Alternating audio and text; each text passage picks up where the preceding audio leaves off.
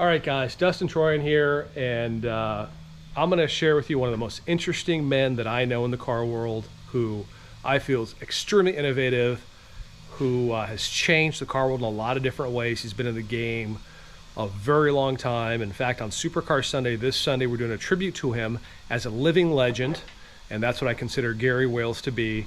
And I stopped by his house. I was driving by, and that's Gary Wales, okay? So the backstory is I live about 2 blocks from him, and I've jogged by his house, walked by his house for years and years and years, and I always wondered, I said, I wonder if that guy goes to the car show. Fast forward, one day he pulls in with 2 of his homemade vehicles and stole the show, absolutely stole the show, and we became fast friends, and I have a lot of love and admiration for Gary. There's nobody like him in the world. You think the Dos Equis man is the most interesting man alive? Well, you haven't met Gary. Thank you. I'll just uncover some of these things.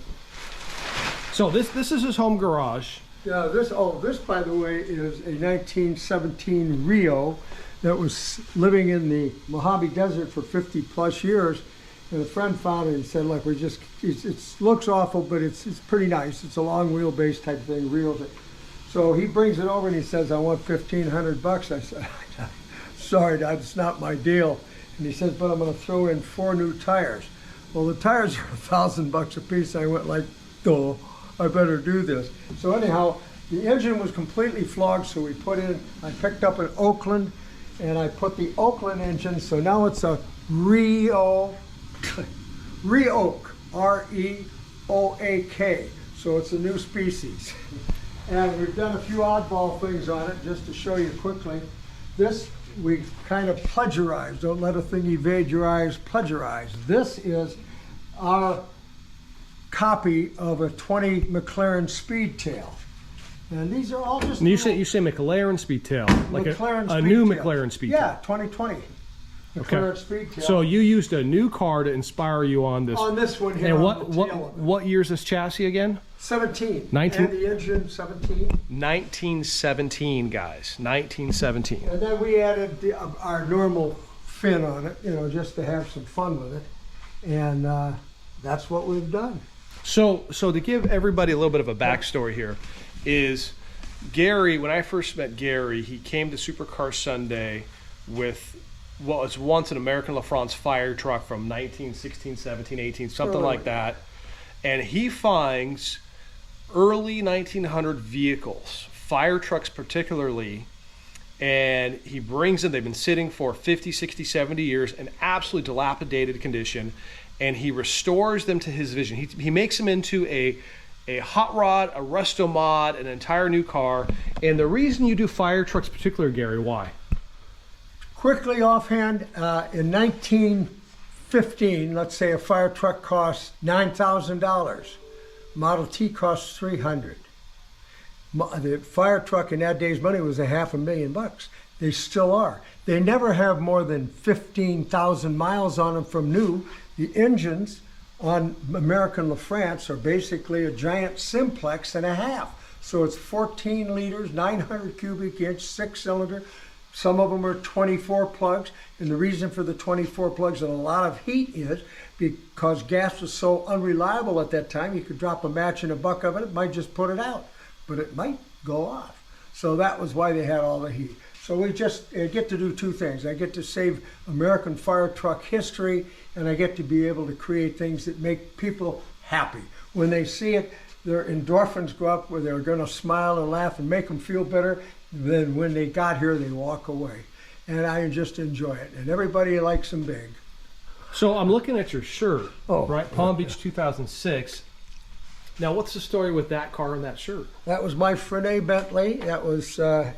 we sold it, I had it 20-something years. We campaigned it all over the world, won over 50 best of shows.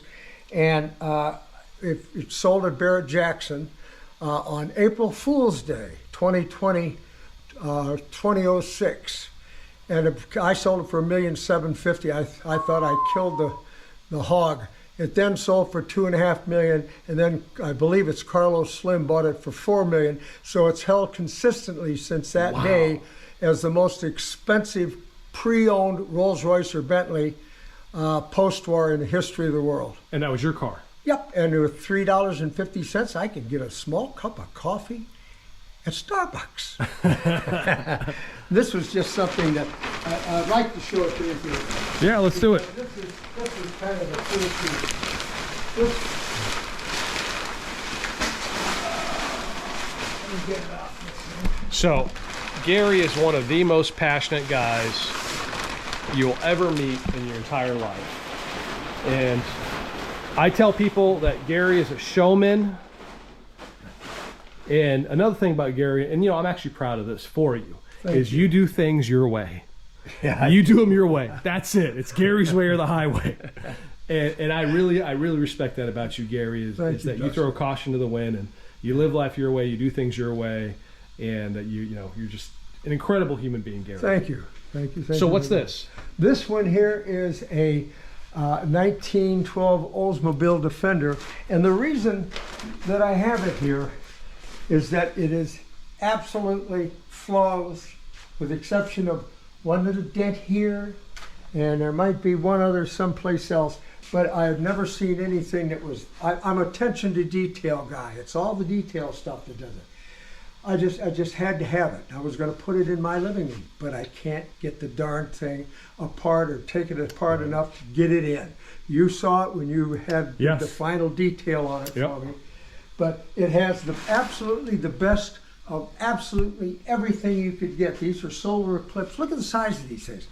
And one of the 7 guys that helped restore this over a 7-year period told me that the man had spent $10,000 just to have these cleaned up and straightened up. Wow. These are solar eclipse, the biggest ones you can get. I think it's the finest headlights in the world. It's still before,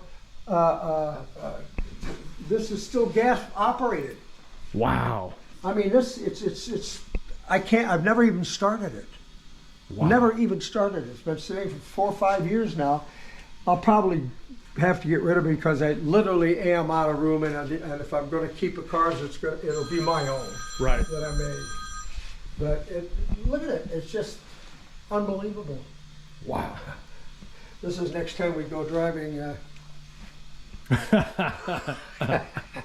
Have one for you too. Oh, I appreciate it. Anyhow, it's a beautiful thing, but the best of everything that was ever on it. And I'm not going to put a starter on it. It's going to have to be a hand crank for whoever gets it, because it's absolutely the finest example in the world that I can think of. Unbelievable. Everything. Unbelievable. They were very simple how they did things. You wanted heat? This is your heat for your feet. Oh, look at that. And you can adjust the heat. Jones, it's absolutely perfect. Everything. And if you look at the light over there, I should have showed it when it was there. You remember the movie War of the Worlds? Yep. Okay, let me show you this one. This is absolutely amazing. Oh, The thing on the long thing that would go out, zap. Well, there it is. Unbelievable. So now we know where Hollywood copied that one. Anyway, this was going to be the surprise car, but this is a 1917 American LaFrance. So this was formerly a functioning fire truck. Oh yeah, these are all fire. This was a fire truck, and this was a functioning fire truck. And where'd you find this one? It was in a ranch sitting there. They'd used to pump it. It had the engine and everything in it. Okay. But what I did is, a friend of mine in San Diego, he's a fire chief, and they have their own old rig, and their engine was totally buggered. So we made a deal, and I gave him my restored engine for a nominal fee, because I then acquired this, which is a 1917 Fiat A12 BIS. I don't know what it means either, but it was 21.6 liters water-cooled 6-cylinder. But it was a heavy bomber engine. It's the same engine that was in Mephistopheles. Jay Leno has one. Jay has one in his little racer, not too little, and I'm going to have one in ours. So wait a minute. This is an airplane engine? Airplane bomber. Engine. Bomber engine. And where'd you find that? Actually, go where you can. I went to the Boston Air Museum. Get out. They have to have things they want to sell. And it once in a runs. while. Well, we're going to hope like heck it does. The crank, big giant crank turned? Well, that's what we're working on right now. We put the prop in this way, and I've got to make a deal because it goes the wrong direction. Instead of counterclockwise, it goes clockwise. So I have to put a reverser in here, and we have to work that out, and that's what we're doing right now. So, and then make our, our flywheel on it. Unbelievable. And starter. So when I complain about dropping an engine in my '69 Camaro, you gotta play about that. I complain about that. You're doing this. Yeah. Well, we're trying, but I don't give me all the credit. I work with Andreas Aranda, who is absolutely a brilliant guy and one of my best friends. He's a great guy. Yeah. And he can do anything, and he does. When you work with me and the two of us together, we can put any damn thing together one way or the other. He does the heavy mechanical, and sure, he's got that knowledge. He had that training. Me, I can't even draw a straight line, but I do the design and the building of the bodies and that, and they do metal work and all that. We try a little bit of everything. But this one is going to be unbelievable. It'll be an unbelievable It's going to be louder than hell. Yeah. We got to figure out some way that I don't bugger all the neighbors. Unbelievable. So I'm going to work. I'll probably do another exhaust system, things like that, so it won't be too horrible. Right. But can you imagine? I want to be here when you fire it up. Oh yeah, I'll make sure that you I want to be here. Yeah. With earplugs. Can you imagine though? Maybe we can do a video game like we did the other vehicles. That would be fun. Because there'll be nothing like this. Yeah. No, we'll probably start it with this. Unbelievable. I want to be here. You remember that? All right. And where did you find this giant chain? Did you have to take it apart and have every link blasted and refinished? Well, we do blast them, the glass beat them, and we, get an extra thing. You can still buy chains. They're a little expensive. Wow. But they never wear out. That's the point with these things. They're built to last 100 years. They have all lasted 100 years. They have never more than 15,000 miles, so they're broken in, not broken up. But you find them, they've been sitting for 60, 70, 80 years. We found this one. This is Rusty 1. We found this one. So was this the first one you ever brought to Supercar Sunday? One of the Rusty. And it had been Wait a minute. Was this the one that you drove into Supercar Sunday the first time and gave me the business? Yep. So it was Ferrari Day. I had about 200 Ferraris at Supercar Sunday in that Ferrari Corral area. All Ferraris. I'd never met Gary, even though I'd jogged by his house a million times. And he comes to my Ferrari. There's F40s, there's an Enzo, you name it, the cars are there. He piles in with actually two of these. Him and Andreas driving, one each. And I'm going to go over there and scream at him, who the heck do you think you are to park your vehicles in the Ferrari area? And you know what happens? He's got 400 people around him, all smiling, all happy, and I had to turn and walk away because I would look like the jerk. And the next time Gary came in, I said, "Sir, may I speak to you for a moment?" I said, "Here's how it works." He said, "No problem, whatever you want. Come by the house, check out the cars, have a drink," and that's what we did. And that was a long time ago. That was a long time ago. This one, literally, I got a call from a couple firemen. Okay. And they're up in Sacramento, and they had lost. They'd heard about this fire truck out in the woods. Okay. And they said, we can't leave a Hero fire truck out here in all this crapola. So they went out and spent 4 hours, and they found it finally. And it was covered by 21 trees. Wow. And fortunately, they took photographs of it, and I got them. And they cut the trees down, and they put it on a trailer, and they're driving home, and one said to the other, "Jack, we'll take it to your house." He said, "No, we won't. My wife will kill me, so I can't take it home. Call that character in L.A. Wales. He'll probably buy it." I stood up. Of course, so I made a nice little. I made a little offering to the Fireman's Fund, and they came through with this. And this is the one that we made. And the reason that it's called Rusty, let me show you. It's kind of an interesting thing. That's Kira, by the way. Thank you, Kira, for helping. She's our in-house photographer. It had this wonderful Sacramento, Sausalito fire department. You can barely see it. Yeah, I see it. And I saw that and I said, "There's no way I can destroy a patina like that. That's the most marvelous thing."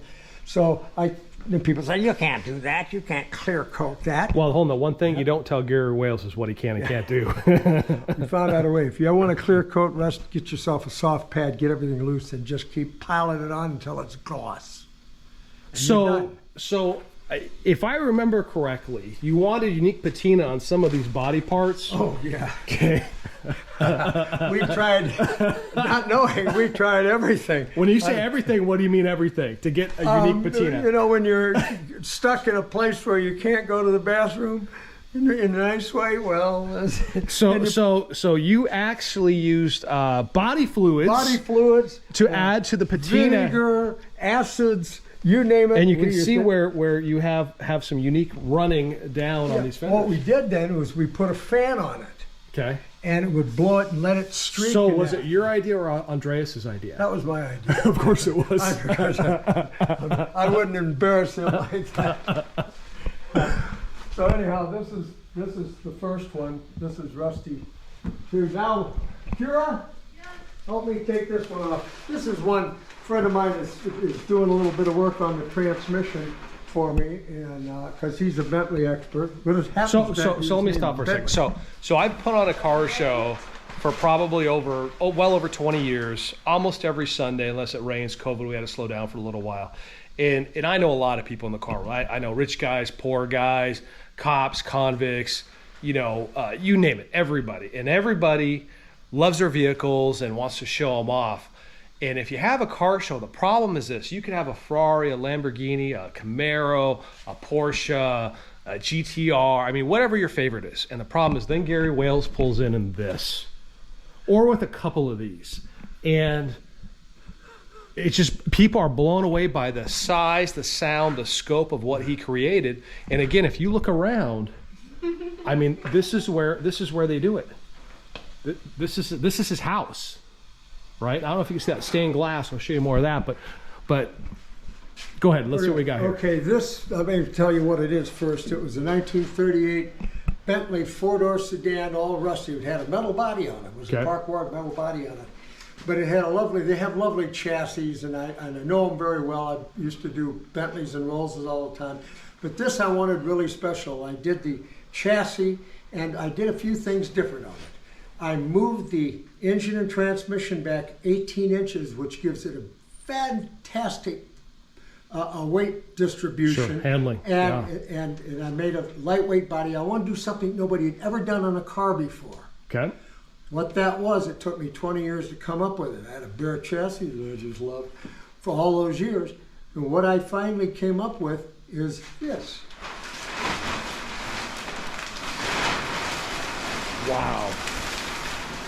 And this is the only car in the world ever to have the doors scalloped around the spare tires. You can go anywhere, and we've checked it, and I've had everybody check. I've been everybody at Pebble Beach. The guys, I've been going there 35 years. I know everybody. And all the Bentley people in England and here, nobody's ever seen this done before. Wow. In fact, we had it at the Quail, and this gentleman came over and he looked at it, came back a few minutes later with another guy, and then came back the third time with another fellow. Anyhow, it turned out to be the entire Mulliner Bentley design team from Crewe, England, and he said, could you please bring this over to England and Crewe and let the guys step. You've done two things that we've never seen before. One was this, which is kind of unique. Of course, we designed and made our own, had them cast up, and these are the door handles, half of a Flying B. Beautiful. We did that. And the other piece that he had never seen before was the rear tail, and that's down here where the license plate is. And that is basically a British radiator emblems. It's either Aston Martin, Bentley, or whatever. But and they'd never seen that. And this is my total creation. Interesting note, you notice the tachometer on this one? Okay. This is kind of fun. And it's from a World War I French fighter plane. Wow. Where do you find this stuff? That's the trick. I can't give all my secrets. Anyhow, you'll notice that they used to shoot the machine guns through the prop. And from 0 to 4,500, 5,000, damn near 47.5, it was fine, no problem. But if you got into the blue zone, interesting. you could Going so poke fast, the a RPMs. hole in your prop. You got in the red, you're just now an unguided missile. Wow. And people would do that when they were flying and shooting. You get all the excitement of war, Sure. and you're on somebody's tail, and he's going, and you boom. And all of a sudden, your car plane goes like this. Wow. And you're done. So anyhow, that's So, the little Bentley. so being in Los Angeles, you know, some would say that a lot of people are full of it, right? They fabricate, they tell stories. So the first time I came here, you know, we're talking, oh, come see the house. Well, wait till I show you the house. You'll be blown away. There's no other house like this in the world. And frankly, I think this should be kept as a museum. This should be the Wales Museum, right? Maybe I will. And so he talks about the Fernet Bentley at Barrett Jackson, which is the shirt he's wearing. And there's the poster. Right? And then, Great race too. so then there's the great, what was the great race? It Tell was us. the Great American Race in 1884, and we did it in another old Bentley like this. Okay. That I had made the same kind of a body on it, just different. And there it is right there. And we won the damn thing. We won $100,000. You say we. Well, I had a co-driver. Not a Okay. co-driver, but I had the Okay. navigator. Navigator. And won the damn thing. Won $100,000. At the time, it was the highest amount of money ever paid for an old kind of a car event, not racing, but a car Unbelievable. event. We got $100,000. And here's an interesting. Take a look at this. I bought this one. This is a Fagoni Falaschi Talbot Lago. I found it in Watts. It was in, as you can see, it was in horrible shape. 6 months, we had it on the lawn at Pebble Beach. We had been at the races, and Lauren Tryon came down, who was the man, the impresario that put on the Pebble, and he said, hey, we pick up car here at the races just to showcase them for, Sure. and it showcased this car. Anyhow, he fell in love with it. I ended up trading it to him. And he traded me the Fernet Bentley, that one right there, which is the world's most expensive post-war Bentley. That one again. Right. And lo and behold, I just was at Pebble this year, and that car is there. It had sold for $6.5 million. Wow. Bob Lee in Las Vegas has it. And my old lady DuPont Bentley convertible, big soupy convertible, that was there. You own that car too? Yeah. I mean, it was like old home week for me, for my cars, because I've been around so damn long that the So how old are you? I'm 84. 84. Young. Building. Yeah. And you got more energy, more passion than anybody I know. So when I first came here, you said to me that you went around with Neil Armstrong too. Yeah. Okay, and when he said Neil Armstrong, I went like this. I pointed up to the moon. Yeah, I'll show you in another garage. Flew around the world with Neil Armstrong and Bob Hoover, Okay. and Mrs. Lear, Mona Lear. I'm not going to make it any bigger than it actually was. They knew I had $5,000 because I'd won the Great American Race, and everybody paid $5,000 to fly around the world, and we raised $500,000. Wow. For charity, for kids, charities. Love it. And I was sit with Neil Armstrong, and we got talking, and finally, after about 10 minutes, he's looking over at me and he said, Gary, is there anything you'd really like to ask me? And I said, well, he said, don't worry. He said, I know. Everyone wants to know how you go number 2 in space. And he told me. Carefully. Nice guy. So the other thing you said, and we'll get into the house in a minute, you said, well, I had the bread van Ferrari. Oh, sure. And so he's telling me all this stuff in one breath. Oh, yeah, Neil Armstrong, the bread van Ferrari. Yeah. And I said, okay, well, this guy's full of it. And then he pulls out the book with the chapter on Gary Wales owning the car. I was the first owner of the bread van. I bought it from Count Volpe, but this was before they were racing, racing, vintage racing. And this was back in Detroit? No, yeah, I bought it in Detroit, and then we drove it in from Luigi Canetti's place. It was at the dock, and they put all the Ferraris together. And so we were driving it back, and I got knocked at 130 miles an hour. And the guy got out, what are you doing driving through my state at that speed? And I said, well, my friend's kind of dying And he takes his flashlight. It was at night. He takes his flashlight and he shoots it in the window. And my friend is about 260, and we'd already busted up the windshield on his Ferrari, so I had to stuff him into the bread van and packed him with newspaper and all this kind of stuff. And he's in there like this, and he said, "Oh my God, he's turning blue." He said, "You get your butt out of my state. Don't you ever come back." And I said, "Where are you?" I said, "I'm heading for Buffalo right now."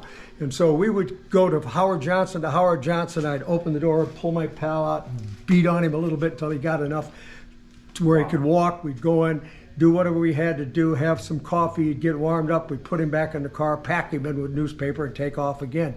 And that's how the hell we got to back to Detroit. Wow. All right, so let's take a look inside Gary's house. And when I tell you Gary's one of a kind, Gary's truly one of a kind. So what's going on in here, Gary? Well, I love arms and armor and things made by the loving hand of man. And what I like about arms and armor and swords and things like that, you can see how they were used. You can tell this was a very integral part of life for everybody. And I just get a big kick out of it. I love antiques, and so here I am. Here you are. Here I am. These are all, I have about 160 different swords, various kinds. So the first time I walked in here, my jaw hit the floor. And when I tell you all, everybody watching this video, there's nobody like this man right here. It's the honest to God truth. Thank you. It's the honest to God truth. And we'll walk around a little bit. We'll get back to the cars. But I love, for a while I worked with stained glass as a hobby. And it's mind-blowing. This guy bigger than you, eh? Mind-blowing what Gary's done. And I think the takeaway here is, everybody, is that Gary has a zest for life. And I keep going back to he does things his way. And the pieces in the house, how old is this cabinet? Probably 150, 175 years old. And where did this come from? This originally came out of, I believe, England. The glass I had put in there because the original glass was all broken. Sure. And a lady came over here and she said, "Oh, I do stained glass." I said, "Oh, really? Could you do something nice for this?" And she said, "Yes." And she took her dimensions, and about a month later she came over and installed those, and I said, "Oh my God, this woman is absolutely unique in what she does." And so for years, several years, every penny I could get up, I had her do. And you can see them all over this place. I mean, she is absolutely incredible. And I have people coming by and say, "Oh, my girlfriend does stained glass. Can I bring her over?" And they come over and say, "Oh, no, we don't do stained glass like that." Oh, that's mind-blowing. It's mind-blowing. It's mind-blowing. Now we'll go in. Oh, let me show you the one in the bathroom. That's probably one of my favorite ones. Oh, this is all kind of neat stuff. That's the Vlad Impaler. That's Dracula's state sword from 1400s. Unbelievable. Feel the weight. Holy cow. That's 800 silver. I wasn't ready for that. In the back. Ivory. And it was carried in front of him to show his authority as the Prince of Wallachia. And the guy would carry it like that. And that showed that was his. Shock and awe. Shock and awe. Yeah. So, and then tell me about the store here. Oh, the door? Yeah, because who else says, "Hey, I love that door, let's do that to the house"? Kind of a complicated story, but I'll make it really quick. It's actually from the Palace of the Plains in Valencia, Spain. I had found an old Fiat from the early century in Beverly Hills. It had been sitting there for 30 years. This is 50 years ago. So it's now like almost 80 years old, this Fiat. And I bought it for practically nothing. It had been sitting in a garage in Beverly Hills and nobody did anything with it. And I bought it, and my wife said, "What do you want that for?" I said, "I don't know, I just had to have it. It was wonderful." And so I put an ad in the paper. Quickly, Guy calls up, he says, Mr. Oils, he said, you have that Fiat? He said, my father had one of those like that in Norway. And he said, by golly, I'd like to have that. He said, what do you want for it? I said, oh, I didn't have much money in it. He says, you like to trade? I said, sure. I said, what do you got? He says, I collect doors. I said, what? He says, I collect doors. I said, okay, cool. So he said, I said, how do you do that? He said, well, my son, he plays the guitar. And so he went to Spain. He studied with some fellow named Segovia. And he said, so my wife was passed away. So he said, I bought myself a juggernaut when I got there, took my toolbox, and I went around these old buildings, old castles, and said, look, I'll make a new door for you, get rid of that old door. And he said, a lot of them did it. And I went to his place in Orange County, and here's all these doors, probably 25 or 30 giant doors. Some of them had axe hits on them, and I mean, it was unbelievable stuff. This one was the smallest one he had. Wow. And that was from the Palace of the Plains in Valencia, Spain, about 1860. So now for the rest of the story, a friend of mine, Don Polgren, used to restore banks. And he was in Watts. He was in Watts, drove his 3.6 Jaguar over there. While he was there, a fella came up to him and said, you know, boy, he says, I like that. He said, I have one of them old Jaguars too. And Don said, oh, that's nice. I got to go. I've got to. He said, but mine's a race car. Don goes, what? He says, it's a race car. He said, you want to see? He said, well, I don't have time. He says, no, just over here in the field. Don goes over there, and so help me God, chained to a tree is the old C-type Jaguar. Wow. And he said, I said, did you get it? He said, yeah. Took every penny I had. How much was it? He said, $68 and change. And I said, now, I got something for you. Frank Millard, the man in red, had just gone under, and I was at the auction, and I bought a room full of just all the old manuals and everything. In there was a box that said, B.S. Cunningham, Palo Alto, California. And when I bought the thing, I got into it. It was a Jaguar C-type supercharger. And I said to Don, I said, come on over, you can have it.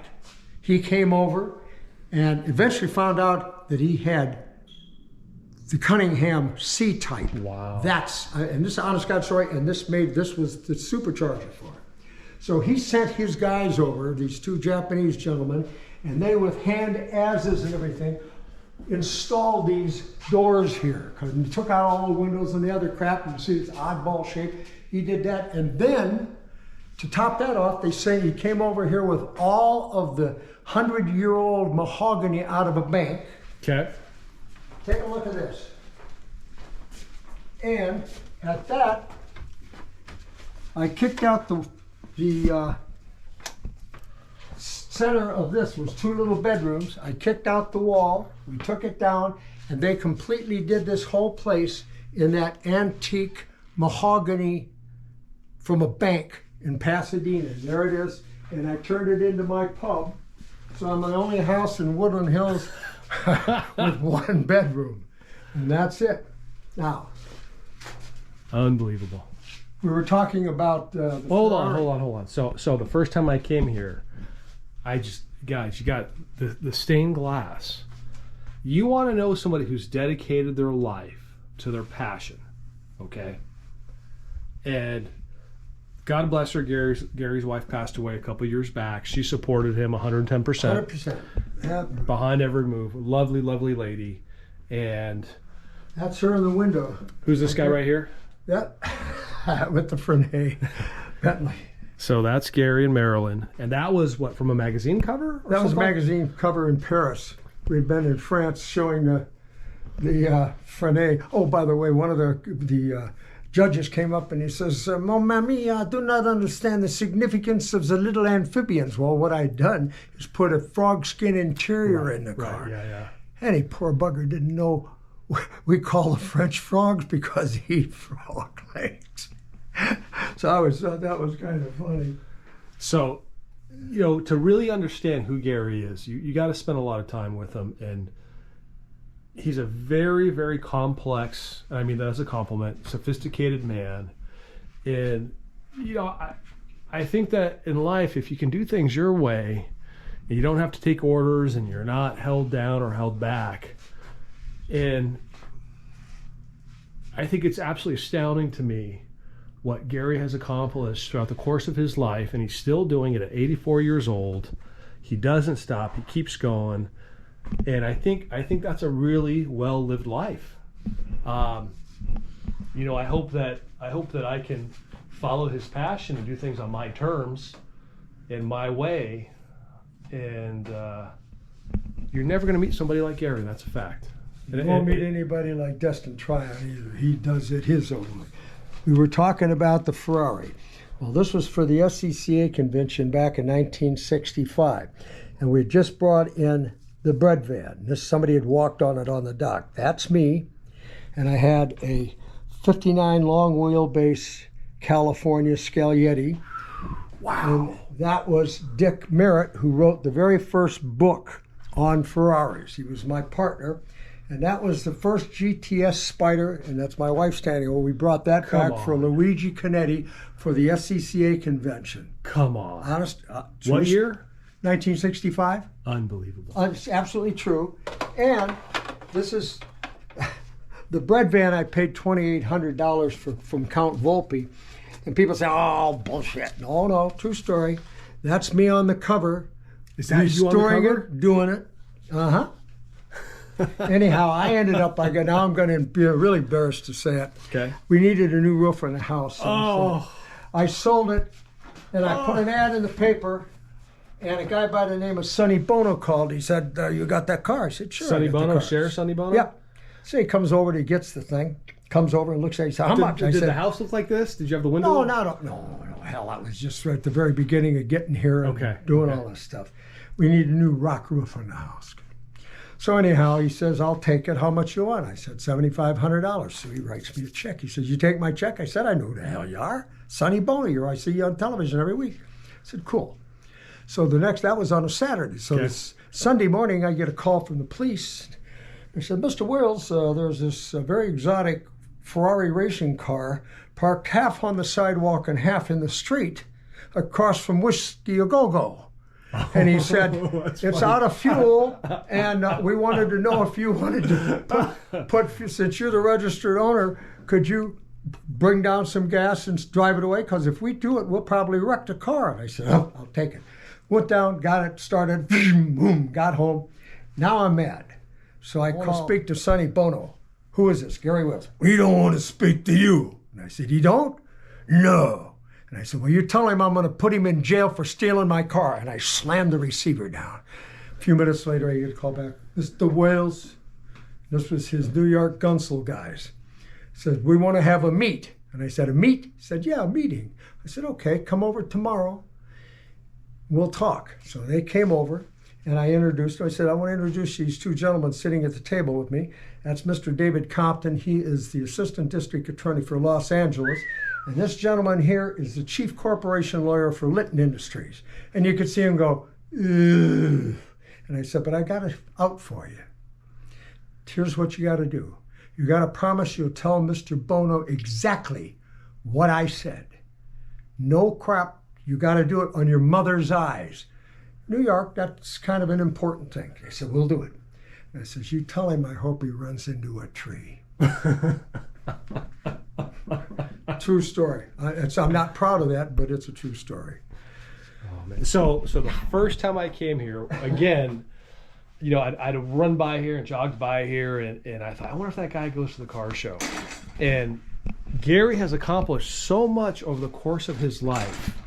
And I was kind of, you know, in respect to other people, kind of new to the car world, even though I've been doing the car show for 20 years. How long have you been doing car stuff? 65, 70 years. So I'm still a neophyte. I'm still a new guy, right? And everybody in the car world knows Gary. I don't care where I go. Oh, Gary Wales, guys, you know Gary? I go, yeah, he's one of my dearest friends. I go to his house all the time. He lives around the corner from me. But you've done so much. It's actually hard to believe. And I thought you were full. The first time I met you, I thought you were full of it. I am. And you're also noted to having one of the finest automotive badge collections in the world. Well, it used to be. I had 9,000 of them, but I'm down to a mere 4,000 of them. And this is And I made this thing so I could put some of them in it. And these little things like this here, these are the original Gorham, and I had the molds, and this is pure Ceronet. This is the last one ever made in the world, and I got the authentication for it. Wow. And here are these. These are the last ones ever made. I have 3 of them, actually. Unbelievable. So they didn't break the mold. So speaking of molds, yes, sir. One day I came by to say hello, and Gary had, out of copper tubing, quarter-inch copper tubing, the template of the top of the Rusties. Yes. The boat tails, and he says to me, I would hate to have to throw this away because to me it's art. And I looked at it and I went, oh my God, you're absolutely right. And I said, I have an idea, and I've got, just like Gary, he had the best wife in the world, and I got the best wife in the world. Sure. And so I said, I would love to have something of Gary's hanging on the wall at my house. Letta, what is it, about 14 feet long? Yeah, something pretty something good. like that, right? Yeah, it's pretty good. It's a huge piece, full size. And I said to my wife, I said, Gary has the template of the boat tails in copper tubing that they were designed off of, and I would love to be able to hang them on the wall at the house. So if you come to my house to this day, her dad helped me put it up. I needed 2 people, and we cleared it just like you cleared the Rusties to get the patina. We cleared it, so I got a little patina on it, and I have up on a wall in my family room above my television the frame of the boat tails, the template, it's huge, across the entire wall, and people have no idea what it is, but you know what, every time I look at it I think of Gary and it makes me happy. And I have something of yours hanging in my house. That's cool. And it's not all this, but it's something that those hands and Andreas's hands, and it came from your heart and soul, and I'm honored. That's my pleasure to have it in my home. I'm honored. Because there's nobody like this guy right here. So you've met all the celebrities over the years? Well, quite a few of them. I was the first one I ever met. Marilyn, really? I met her when I was 17 years old. I flew out to California, went to Vegas, and then my sister drove me, and she'd just been married. And I met Marilyn Monroe. Wow. And she wrote a thing to me and says, to Gary, blah, blah, blah, in her red ink. She was kind of cool. And that's Dan Haggerty, of course, was a very dear friend of mine. Wow. And, just share good memories. So it's really funny. We have another friend in common that Gary's known a heck of a lot longer than me, and he grew up with you. And it's an interesting story. There's a guy who he and his wife would come to Supercar Sunday for years, and it helped me pick up the trash. And one day the guy tells me that I'm not going to see him for a little while because he's going to Washington, D.C. for a new job. And I'll tell you, Gary and I are both honored to say that we both know the former commissioner of the IRS. Gary's known him a heck of a lot longer than me. I knew him when he was 12 years old. He was the kid across the street to the left, and he was interested in cars. And I'd help him weld up his little thing once in a while, and his dad was into it, and they were in Porsches. Yeah, Porsches. Yeah, and then, Porsche guy. Chuck Reddick. Hell of a guy, right? Absolutely fantastic guy with a lovely wife, and his son's a major or a colonel. And I mean, he's just a successful, wonderful guy. Another wonderful, patriotic family, and absolutely, it's a small world. Very. And when Chuck learned that Gary and I were good friends, the three of us, I mean, it's just life's wonderful. You know, ladies and gentlemen, I tell people, you get in life what you put out. You don't always get your way, but keep your chin up, keep moving forward. Thank God for what you have, and absolutely. If you never came to that car show and barreled into my Ferrari area, probably never happened. Life is good. You just got to take advantage of all of the things that God gives you. And this is the Beast of Turin. The original painting of it. A friend of mine had it rolled up under his bed for 30 years. I tried to get it for 30 years. Eddie Dursley. Eddie, sell me the damn thing. Why do you have it rolled up under the bed? No, you don't want to know. I said, just sell me the thing. Wouldn't sell it to me. It's my favorite car in the world. Finally, he kept saying, you'll get it before I die. You'll get it before I die. He called me up and said, okay, Wales, you come and get the damn thing. I went, paid him, got it. He was dead in 30 days. Oh, my goodness. I'm sorry. I used to go to the Roundy Poundy with him, and we'd get in the corners and eat dirt bobs when they came by with the sprint cars. Oh, that's funny. And he was a hell of a guy, good car guy. And I don't, still to this day, don't know where the hell he got it. Wow. But I don't care. You got it. I don't think it wasn't stolen. It was just one of those things that was there. And he just didn't want to sell it. And he rather had it under his bed. I know the feeling because I do that with certain things too. So I wanted to have it restored. So I found this old couple from Romania on the south side of the boulevard. They're both in their 80s. And I took this rolled up thing that's been rolled up for unbelievable all that time. And I said, just make a frame for it. Just big old clunky frame I can screw in the wall so if there's an earthquake it doesn't get damaged.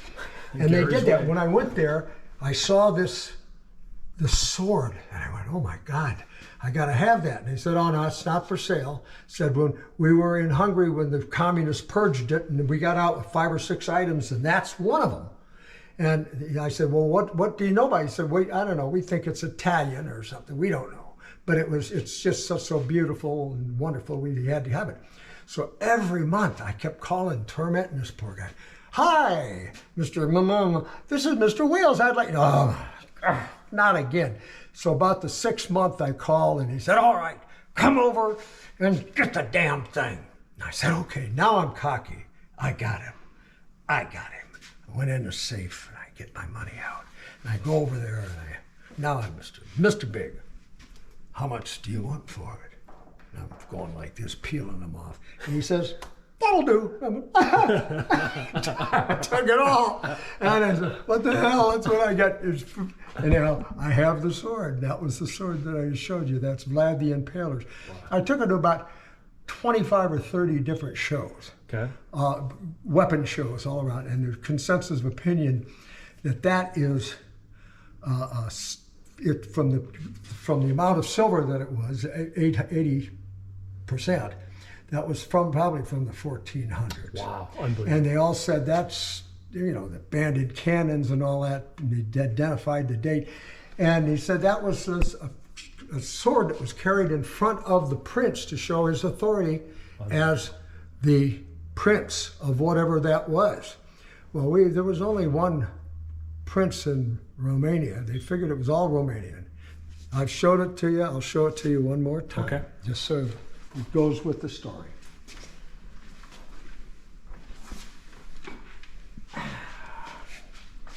Look at the work on it.